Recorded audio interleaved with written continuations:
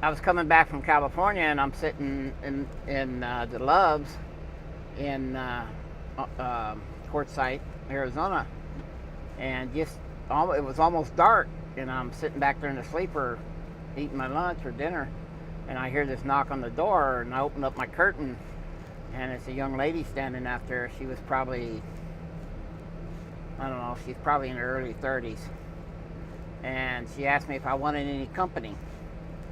And I looked at her and I said, "Ma'am," I says, are you in trouble?" I said, "You see the side of my truck? Is somebody forcing you to do this?" Next thing I know, she said no, and she took off real fast.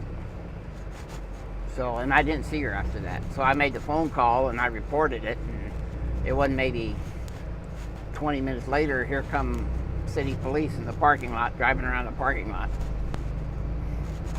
My name's Brian Sproul. I've been driving about 38, going on 39 years. I started in the military in '79. Been doing it ever since. We're always very appreciative of the efforts that the trucking industry makes in that regard, not just for the day-to-day commercial vehicle safety, but the efforts they make in being eyes and ears for signs of human trafficking that goes on out on the highways, and in not only the highways but the rest areas, the truck stops, the areas that they're going to be at. If there's anything going on, we're gonna see it, flat out. We're gonna see it. We're gonna be the first ones there on the scene. So the populations that are vulnerable to sex trafficking, unfortunately, is everybody. My name is Dominique Rose Sepowitz. I'm an associate professor in the School of Social Work, and I have been studying and working with sex trafficking survivors for the last 14 years. Truckers Against Trafficking is an incredible program. They're training truckers to be heroes instead of sort of the stereotypical, maybe a buyer. They were not all sex buyers, but now they get to be part of the solution. They get to look for victims, know how to report victims, looking for scenarios. It's quite amazing. It could be kids, it could be your mother and father, it could be your sister, it could be anybody, and what goes on behind it. It's nothing to take lightly. We know that human trafficking is something that is transient. They often go from one location to the next. Arizona is a map of highways. We have Highway 40 that goes all the way across. We have I-10 that kind of goes down the middle. We have the 17 and the 51, and we have all these access points from other places and all these kind of crossings from other states. So we have a great engagement with the Department of Transportation has really looked at port of entries and trying to identify human trafficking as well as smuggling on those ports. We have a great relationship, and our Department of Public Safety, our state police, are doing incredible work. And we have to acknowledge that these are often crimes that happen at truck stops, at remote facilities, at hotels, with people that are traveling across country, often not home for very long, or are gone away from home and very lonely. There's more truck drivers than there are police officers, clearly.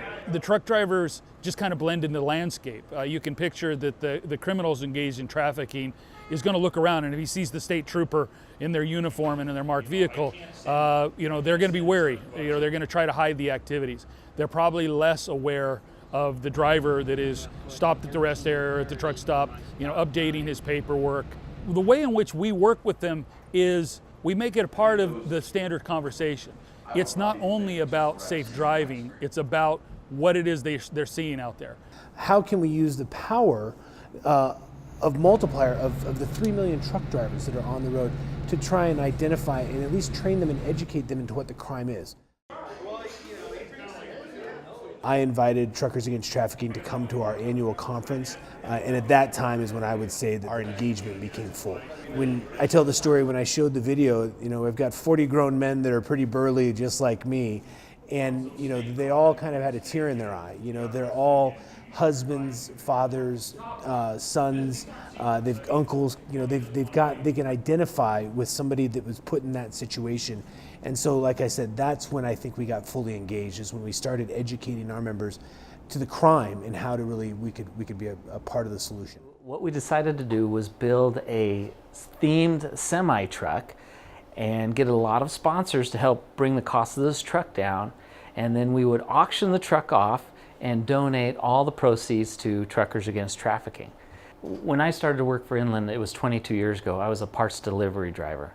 And so I would drive up and down Buckeye all day long, or lower Buckeye there all day long. And I would see the drug dealing and the human trafficking going on there. And I had never been exposed to that kind of thing in my life. And so my coping mechanism was to just look straight forward and not look side to side. And that's what Truckers Against Trafficking did for me, is they kind of woke me up and they made me look side to side and realize, hey, there are problems going on here. And there's something you can do about it. It's happening in our backyards. It's happening in the smallest town in Arizona, and it's happening in the largest city. We have to try new things. We can't try the same. We can't arrest every person who's prostituting. We can't try to arrest our way out of this. We have to use innovation, and we have to work as a community together. We have to partner and share information and allow other groups to do their innovation while working together as a team. There's other things that we do, like the cab. There's a cab sticker. Traditionally, there's examples of what somebody would put a sticker on their cab that said no lot lizards. And so that was lot lizard is a derogatory term for a prostitute. And it was saying, I don't want your business. Now we're trying to replace those stickers with a hotline, with a national hotline. Do you need help? Call for help. We want to be part of the solution. We want to be part of solving this problem and fighting these crimes.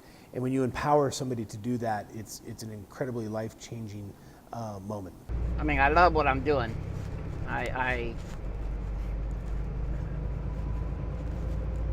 do feel for these people, and if there's anything I can do to help somebody that's in trouble, I'll step up to the plate.